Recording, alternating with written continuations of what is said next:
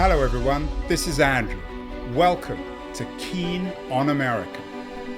On July 4th, 2026, America will be 250 years old. An anniversary that will, no doubt, be greeted with a mixture of celebration, contemplation, and resignation.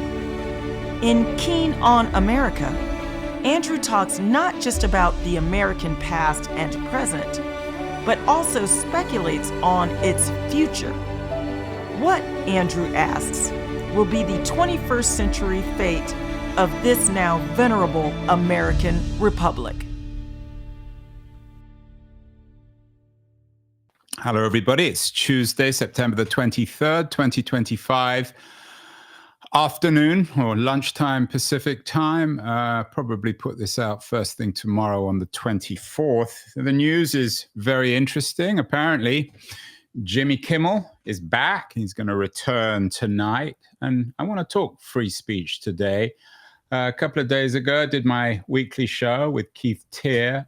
And Keith argues that free speech has never been freer. That was the week editorial this week, focused on free speech. Who's for free speech, he asks rhetorically. The interesting thing, I guess, is not who's for it, but who's against it. My guest today is someone who I think has spent his lifetime. He's a wonderfully gifted man and authored many different books, done many different things. But if there's one thing, to summarize my old friend John Rauch, it's a defender of free speech. And in fact, the last thing he wrote was particularly interesting and prescient, given the aftermath of the Kirk assassination. He wrote for Persuasion of Peace back in August, "The woke right stands at the dawn." I want to talk to John about the woke right and what he means by the woke right, amongst other things. I'm thrilled he's joining us from, as always, Washington, D.C. John, you said that you looked at my conversation with John, or you watched my conversation with Keith this week. Do you agree with him that free speech has never been freer in America in September 2025? Well, last, Andrew, I neglected to clarify that the episode with Keith that I listened to is the one about artificial intelligence. Okay. Well, let's talk free speech. We'll do AI. Yeah, exactly. But judging from the headline, I would have said that was true until January 20th. And after what January happened on 20th, January 20th? that was when President Donald J. Trump was inaugurated. Yeah, and I'm teasing you. Even I knew that. Oh, right. Yeah, all right. I forget. You're way out there in the left coast. But I'm concerned now and have been for some time. I joke with people, maybe it's not a joke, that we're halfway to Hungary. And the reason I say that is that there's a playbook for how autocrats, sort of modern and postmodern autocrats, not the old-fashioned kind with, tanks and guns and military coups, but the new kind, take over power and intimidate a population. And the media guidebook, this is all pioneered by Viktor Orban in Hungary, is that you sue the crap out of them to make it very expensive to do what they're doing. You use your regulatory powers to threaten them with losing their licenses if they don't conform. You simply buy them out. There's been a lot of that in Hungary, and you intimidate their advertisers. You go after their profit base by saying, "Are you sure you want to advertise with this clown? He's in our bad books." We're seeing all four of those tactics being deployed in different ways by the Trump administration. These are things with some minor exceptions. Nixon always got up to no good. But these are things that have not been tried, certainly not in concert by any previous administration. No, it won't lead to, Soviet-style repression. I think it will lead to anyone who depends on the government for a television license, or anyone who's worried about not getting sued into the ground and so forth. I think it'll chill them. I think it'll make them think twice. And that's, I think, really the goal. So count me alarmed.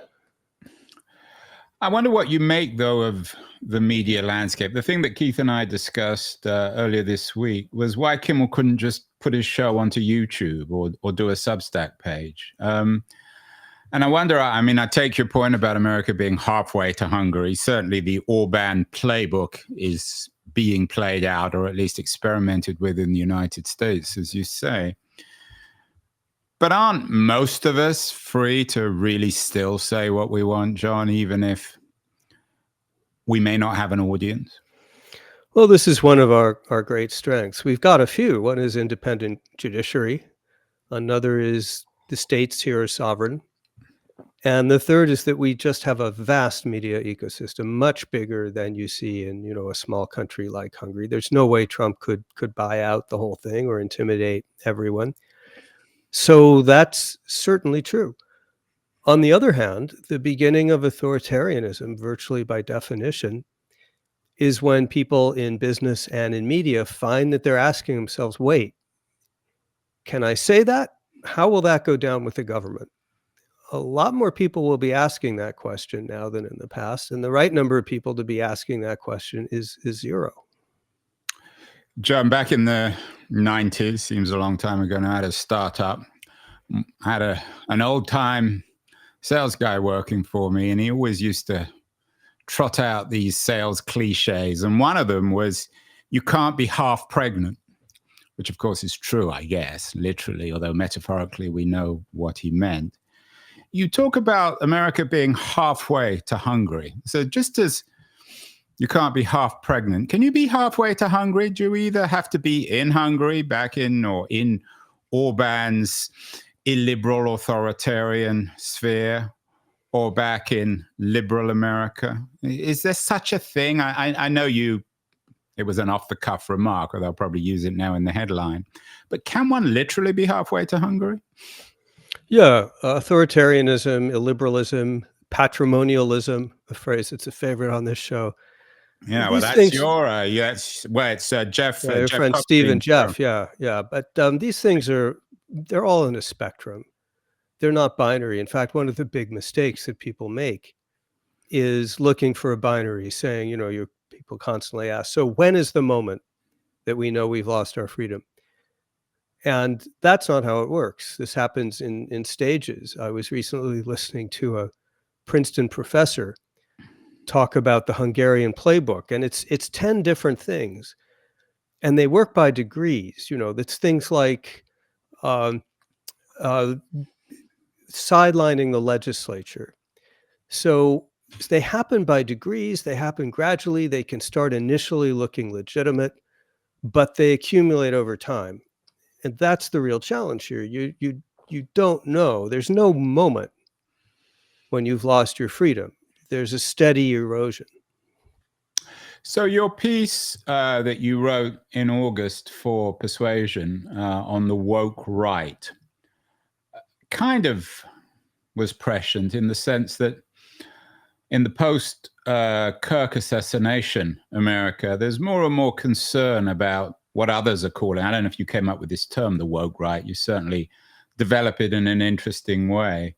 What exactly is the woke right, and how does it work or not work with Trump's playbook? Is it a piece of the playbook, or is it separate?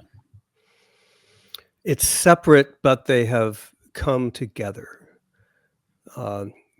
You're going to help me stay away from lots of theoretical stuff, but Trump is a patrimonialist. He basically wants to run the government as his and his family's personal property. He doesn't really care about postmodernism and Jacques Derrida and people like that. Yeah, I don't think Trump has read Derrida or even Foucault. So he's not there. But in parallel to Trump, you have the rise on the right. I call it actually the postmodern right, not the woke right, but same idea. People who take their inspiration from the postmodern left, and this is the epistemic idea that there's really no such thing as truth. There's no such thing as legitimate authority. It's all just a mask for power. And so the postmodern worldview is language creates discourse, discourse creates power, and power creates reality. And so what you want to do is you want to win the narrative. You don't care about true or false. Those things don't, objective truth doesn't even really exist, but you want to win the narrative. You want to find the memes and ideas that just drown out the other side, swamp the other side, and so on. And these are the tactics that we see from people like Steve Bannon, and these are the tactics that we see from people who want to try to dominate media and so forth. It's the same rejection of the notion of objectivity. It's the people who say, look, if we just say loudly enough and often enough that vaccines cause autism, then for all practical purposes, they do. We win. If we say loudly enough and often enough that we won the 2020 election, then we can win that story. So the right borrows this from the left. They pick it up, and now we see it being deployed by the MAGA world. You see, I'm not sure who came up with the headline for Persuasion, "The Woke Right Stands at the Door," but I think my impression, John, or my image of the woke right and the postmodern right are entirely different. The wokeness suggests to me intolerance. It suggests, and it began as a conservative critique of the left, that you're not allowed to say anything about feminism or race, and you get thrown out, or you get banned from social media, or persecuted one way or the other.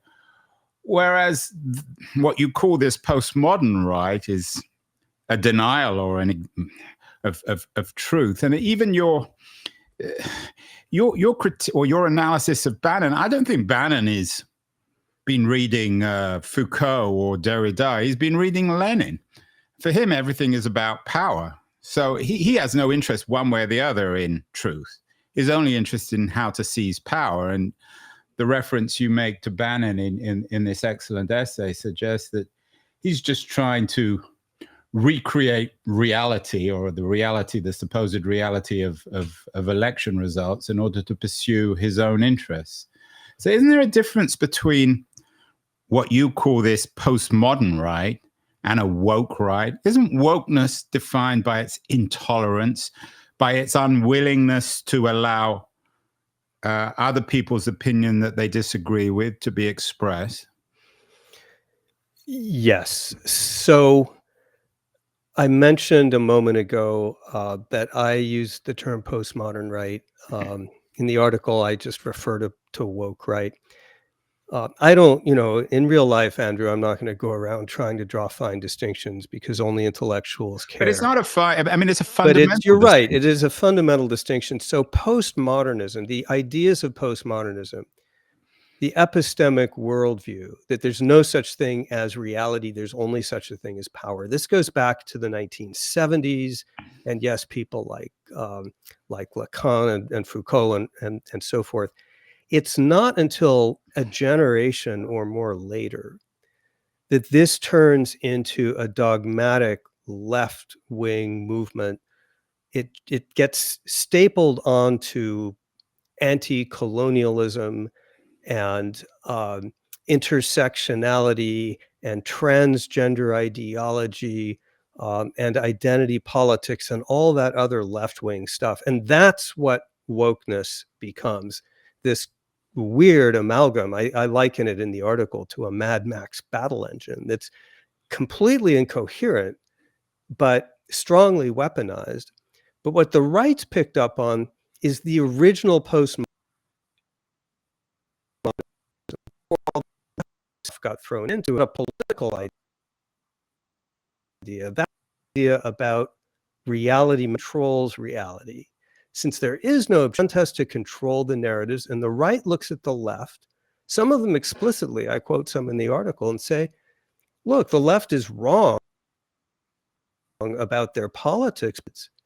They've been very effective at winning the commanding heights of media and academia by manipulating language and what you're allowed to say. Well, we can do that too, and so they are. What do you make of the post-Kirk assassination atmosphere and the intolerance, particularly amongst conservatives? Would you call this the woke right? I mean, when I saw woke right, I thought the persecution of people like, and whether that's the right word, going after people like Kimmel, saying that they're not allowed to make half jokes about the assassin of Kirk. Has the right, John, turned as intolerant as the left when it comes to saying what you want to say? I mean, there's more and more censoriousness, it seems, on the right. To me, Andrew, it's I've been in the free speech, civil liberties game now for well over 30 years. And I've always seen the right as intolerant as the left, and the left as intolerant as the right. And I've always understood that people who really believe in free speech, whether they like it or not, and whether they have power or not, are few and far between. So it doesn't surprise me in the least that when people get power, they flip from free speech, where the minority let us speak, to wait a minute, we're the majority, we control things now. Maybe free speech isn't such a good idea.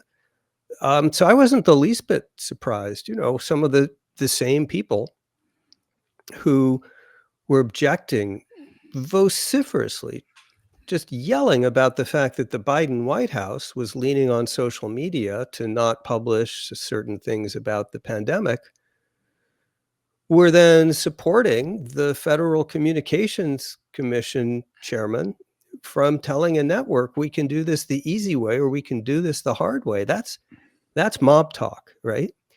So I guess where I differ is I don't really expect consistency from political extremists. I expect what we're seeing. I've gone out of focus. Does it matter?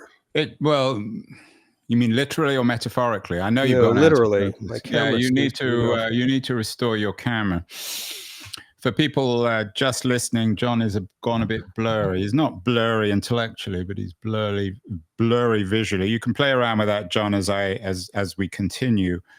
Back in December of last year, seems a long time ago, you came on the show to talk about your 6 key moments of 2024. I will have you back on in December of this year to talk about your 6 key moments of 2025. I don't want to spring this on you too early, John, but do 1 or 2 moments come to mind today in September 2025 in terms of key moments? What stands out? Oh, Andrew, it's going to be such a contest. I can't wait to see what the nominations are. But yes. Your nominations, are there? I mean, you talked about the media pushback. I mean, obviously, the Kirk assassination is one thing that comes to mind. Well, in terms of what the administration has done, one for me is when the president signed executive orders specifically targeting 2 political enemies with prosecution, specifically ordering the prosecution of his political enemies in an executive order. That's the end of any pretense of prosecutorial independence. That's saying from now on, it is the official policy of the United States that the Justice Department, the FBI, law enforcement, all of those very powerful agencies serve the president, and the president orders them to go after these 2 individuals. One was Chris Krebs and the other was Miles Taylor, and you can read about it. To me, that was a turning point. I think another turning point, which was actually a bit drowned out by the Kirk assassination, was sending the military to kill, on 2 or 3 occasions, boats full of civilians of a country of which we're not at war, without any trial, without any finding, without any legal basis, except that they were alleged drug dealers and the president wanted them dead. That, again, is behavior that we have, to my knowledge, never before seen from the United States. That means that the president's claiming the right to target for summary execution anywhere in the world, at least anywhere that's not within American borders. So I'm gonna put those 2 on the list. I'm guessing that Charlie Kirk will be a big one. What do you think? I mean, maybe it. Yeah, I mean, does it sort of wash out? I mean, do we go on to the next thing after Kirk in a month? I don't know. Well, I can't tell you the future, so it's impossible to say on that front. Certainly, one could expect other things to happen. I wonder, John, you're talking to me from Washington, D.C., where you've gone blurry again, by the way. I don't know what the matter is, your camera. But let me continue while you fix your camera. There was a lot of press at the time about the deployment of the National Guard on the streets of Washington, D.C. One doesn't hear about it very much anymore. What's your take on that as a Washington, D.C. resident? Concerning, but it's not high on my list. The reason it's not high on my list is that Congress and the federal government have undisputed authority over the District of Columbia. Forgive me, I'm being distracted by this darn camera. Who knows what's happening? It's probably the patrimonials, or it's probably the woke right, or certainly the postmodern right, John. I'll keep trying, and I'm ugly but anyway. You're not so ugly. So the deployment of National Guard in a jurisdiction where the federal government has unquestioned supremacy, it's kind of stupid. It's troubling. I see the National Guard around. At least I was until recently. They've kind of disappeared of late, but they're standing in metro stations in pairs, reading their phones and chatting with passersby, and that's a bit embarrassing and humiliating for them, I guess. I'll be more worried if and when the president executes on his threats to begin sending these people to blue areas, blue states, blue cities, and using them for law enforcement. That really will cross a line. But so far, he did in. I think he did in Los Angeles. You wrote an interesting piece for The Atlantic, inspired by Steve Hansen and Jeff Kopstein's essay or new book on patrimonialism. You said one word describes Trump, which is Weber's idea of patrimonialism. But as we discussed several times, it's a kind of symbolic patrimonialism. And the thing that appears to me, particularly in terms of talking about memorable moments in 2025, is that these things come and go. Today made a speech at the UN, an outrageous speech that got a lot of headlines. By this time tomorrow or next week, it will be entirely forgotten. So how do we, and maybe this comes back to your philosophical critique of the woke right, how do we distinguish between appearance and reality in Trump's America? How do we distinguish between stuff that's purely symbolic and used to aggravate people like us, stuff that's designed to simply inspire his base, and stuff that's actually real and will last and has meaning in historical terms? It's very hard. I'm tempted to say we can't in real time. We don't know until later. Authoritarians proceed using ambiguity. They want to keep you guessing. So they'll dance up to a line, tease, for example, that they might defy the court's Supreme Court order. And then the next day they'll say, kind of just kidding, but not really.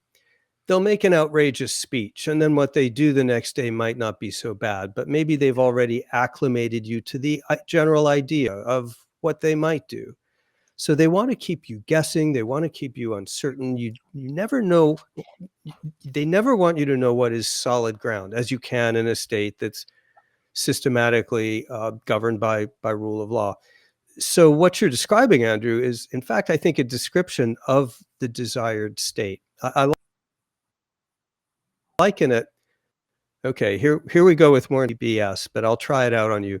I liken where we are right now to the famous experiment Schrodinger's cat in quantum physics. Do you know about this? This is a famous thought experiment. It's a cat in a box, and I'll skip the details, but the cat is in a superimposed state of being simultaneously alive and dead until the box is opened and someone observes it. And that all has to do with quantum physics. But to me, that's kind of an apt description of how I feel at the moment, which is a lot of what Trump is doing, maybe most of it, will turn out to be a lot more bark than bite. He says these crazy things at the UN and it gets headlines. Don't bark, do they? More meow than yeah. But we won't know until 2, 3, 4, 5 years from now what situation we're in today, and that's the ambiguity that they're playing with. we began this conversation with you suggesting that America's halfway to Hungary. What has the last 6 months or the first 8 months, essentially, of the Trump regime, if that's the right word, told us about how to, again, quote unquote, resist? Should one be more or less paranoid? I'm not sure how much you've looked into the Hungarian opposition. I've been to Budapest a few times recently. And for the kind of international liberal crowd who lives there, it doesn't seem as if it's dramatically changed their lives, although they're very pessimistic and negative on politics.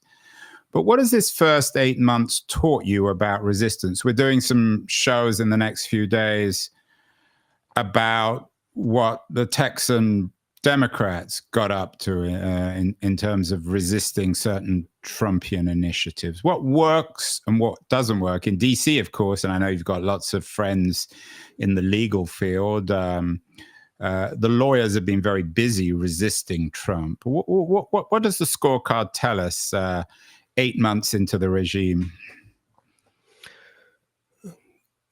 I'm not sure how expertly I can answer that, but I'll take a shot at it.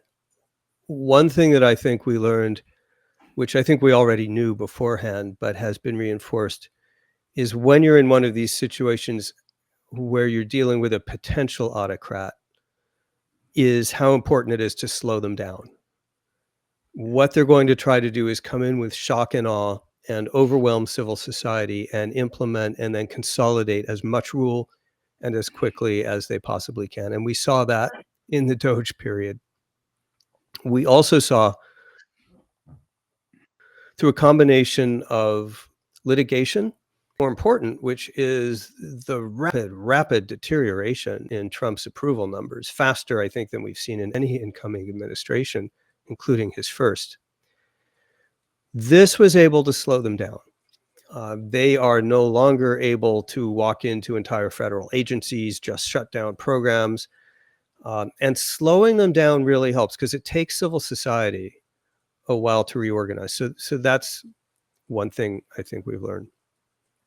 Another thing that seems to be learned, at least in civil society, is that those initial waves of what's the word for when you give in to someone? I'm not thinking of it, but when you fold. Yeah, when you fold, when you cave in, that this is not going to work. That in fact, they're likely to come back for more, or they're going to find additional targets. Well, and that's the mafia element. You're always, right. if you give him once, then you're guaranteed that they're going to keep on knocking at the door and asking for more tribute. Yes. But, when we saw those initial capitulations, the term I can think of, when we saw those initial law firms capitulate, I think what they and others learned was the lesson of that's not going to work super well. It may work in the short term, but they'll be back for more. And moreover, there's going to be backlash from people who wish you hadn't capitulated.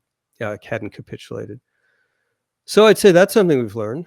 In that sense, I'm guessing that the ABC decision to bring the Kimmel show back on the air has learned from that kind of capitulation. They clearly, ABC, at least on the Kimmel front, is not capitulating. I thought that was very interesting. And I guess in a day or two, we'll get some reporting on their decision-making process. It's certainly one way of improving their audience. I mean, everyone will be watching. Even I might watch Kimmel tonight.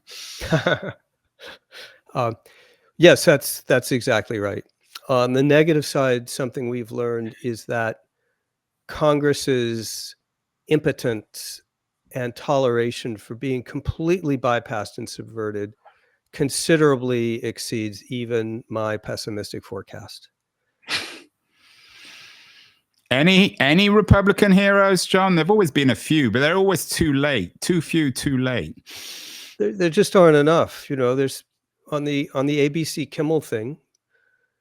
To a lot of people's surprise, Ted Cruz made a strong statement, and that was unlooked for. Rand Paul, who's a libertarian senator from, I think, who's been quite critical in the past of Trump. He doesn't seem to be he's easily critical. cowed. So there are individuals out there, but they're just not enough. And the collective will of Congress to assert its authority, so the courts are in a position to slow down Trump and give him setbacks. But ultimately, in our constitutional system, the branch that could really step in quickly and begin restoring something like a constitutional order is Congress. And they could do that in 2 weeks if they chose. They could say, federal money for X. No more money for that.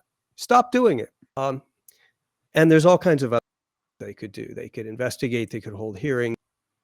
What Trump is the very basis of our Constitution says the primary branch. Congress controls the power of the purse. Well, Trump has said, no, I do. Congress declares war in the Constitution. Trump says, no, you don't. We're over tariffs and taxes. That's in the Constitution. Trump says, no, you don't. I do. I could go on and on, but I'm boring you. The point is, when Congress just goes completely AWOL and becomes invertebrate, the whole system begins to break down. And so that's been a negative surprise. I would have thought by now we'd see Republicans saying, you know what, let's put some constraints on these emergency powers. Let's pass a bill on what the tariff rates are actually going to be. Yeah, and it's interesting on the Democratic front. You wrote an interesting piece with Pete Wehner in July of this year in the New York Times on the seeds of a Democratic revival have already been sown. You were cautiously optimistic. You came on the show to actually discuss it. This week, Kamala Harris endorsed Zoran Mandami for mayor of New York. Harris hasn't exactly distinguished herself in the last few days with her autobiography. Are you still cautiously optimistic about the Democrats in terms of their revival? Yes. And did they learn from capitulating to Trump on closing the government down? Is this next round going to reflect a stronger, more defiant Democratic Party? Well, those are different questions because the condition of the party and its ability to field a candidate that might win back some of the voters they're losing. And that's where Pete and I are cautiously optimistic. But we think their odds are actually quite decent. Yeah, and you and describe it. Talk about why on the show. So yeah, the party is on, and I'm quoting you here, the cusp of a renaissance. Yeah, they have within their grasp the potential of becoming the party of economic growth and prosperity, which they have not been since before Jimmy Carter. And that's a huge opportunity, and they're aware of it. They're talking about it. Mamdami's actually part of that. In the short term, the Democratic base was so furious about the capitulation of the party in March and keeping the government open. I don't think the Democrats can do that again. So I think they're going to make some demands, and those demands are going to have to do with restoring some funds so that millions of people won't get thrown off of their healthcare benefits. And that will cause a showdown and probably a shutdown in a few weeks. And it won't be the last shutdown. There may be another in December. So we can look for, it's going to be a mess. And if I told you I knew which side ultimately will be blamed by the electorate, I would be lying.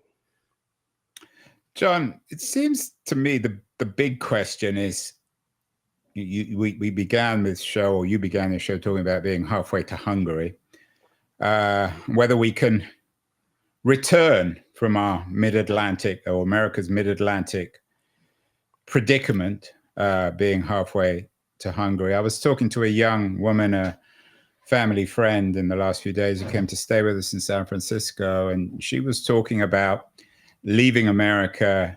And she suggested, she's politically, of course, on the left, she said, it all depends on the midterms.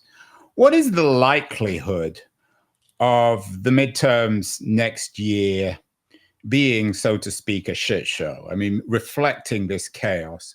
Or is it conceivable that the midterms will actually return America to a position of relative political normalcy?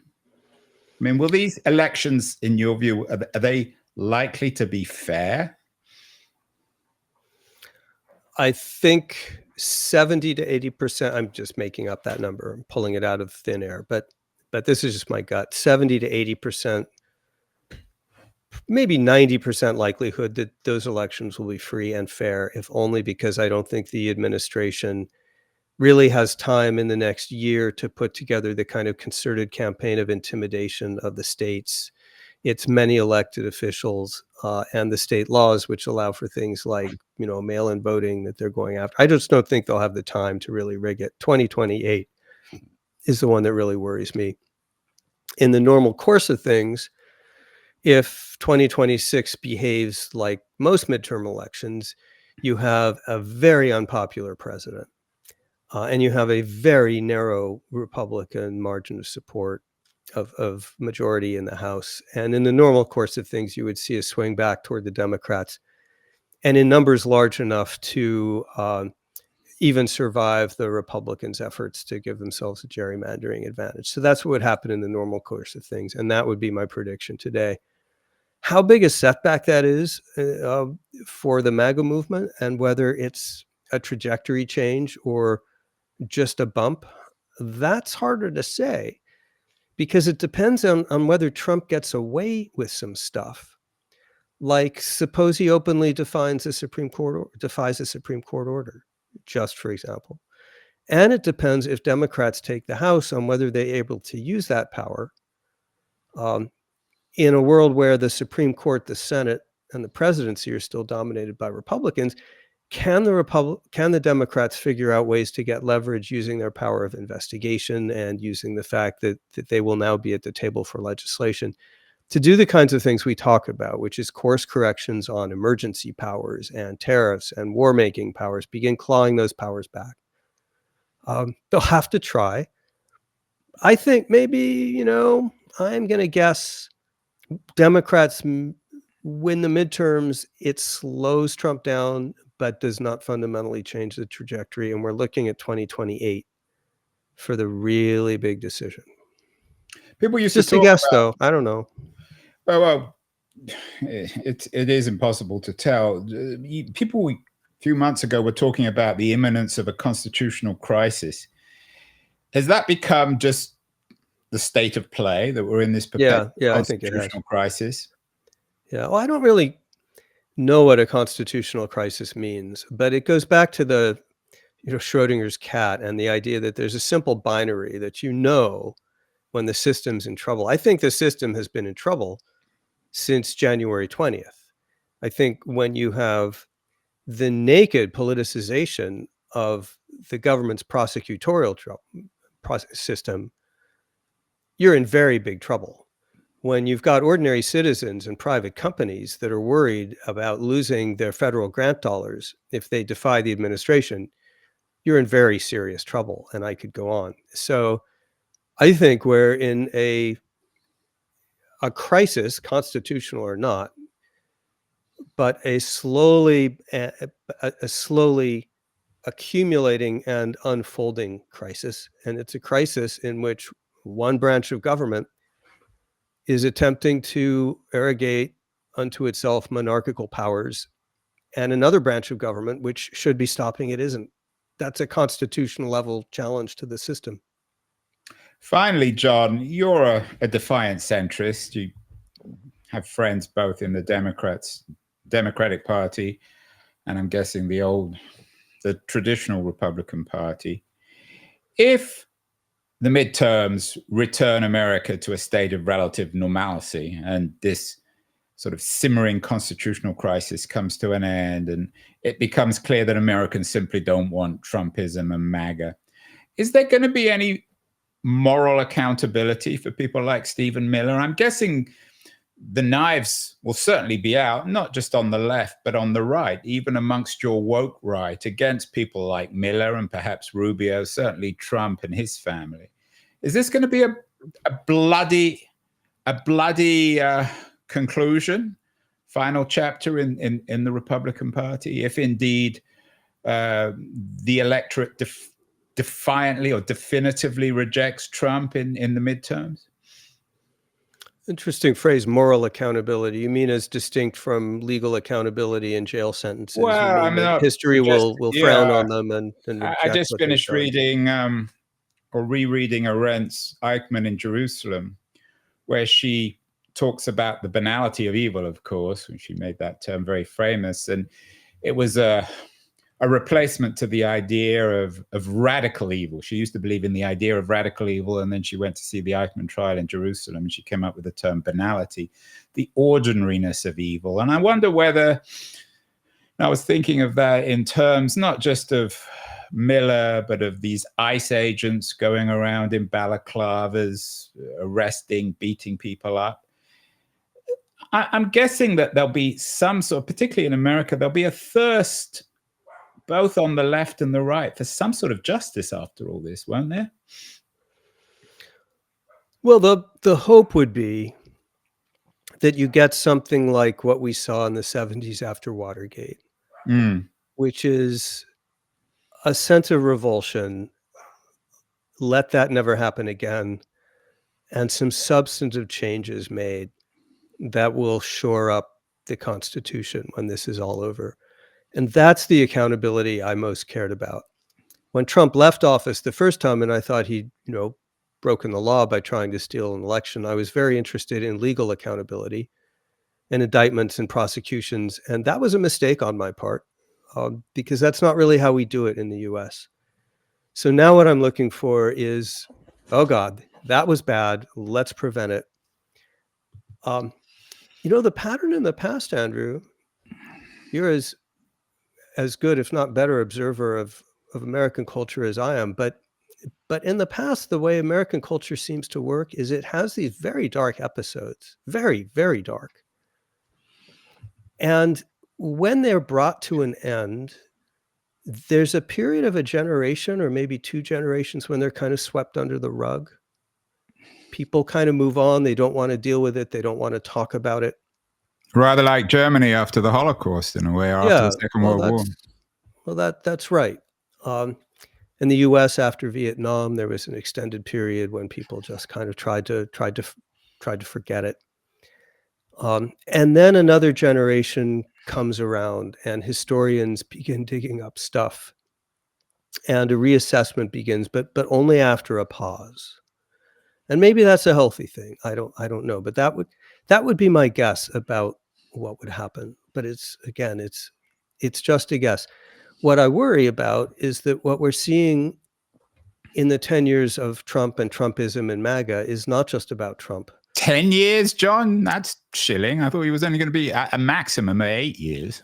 No, I'm starting at 2015 when he comes down the escalator and he begins normalizing forms of rhetoric that we'd never imagined. They're sending us rapists and murderers, and I prefer prisoners. I prefer people who are not prisoners, and grab them by the, et cetera. Those things were disqualifying in an earlier time. And I fear that making everybody get used to, the President of the United States standing before the UN General Assembly and saying, all your countries are going to hell, that people get used to this and it becomes part of the way we function, as a polity. It becomes normalized to a large extent among Republicans. It already is. And can you walk that back? That I don't know. I really don't know. No, can we walk back from being halfway to Hungary? John was fuzzy today. So, John, I think the Hungarians have been interfering with this broadcast. Blame Orban or Trump or Stephen Miller or MAGA. But as always, a good dose of realism. The man who I think amongst many Americans does as good a job as any in defense of free speech and of democracy, John Rauch. John, you have your homework. You come back on the show, I hope, in December to talk about the 6 key moments of 2025. You've already given us a little teaser on that one. Keep well, John. Keep thinking, keep speaking out. It's always an honor and privilege to talk to you. And we'll talk again in December. Thank you so much. Thank you.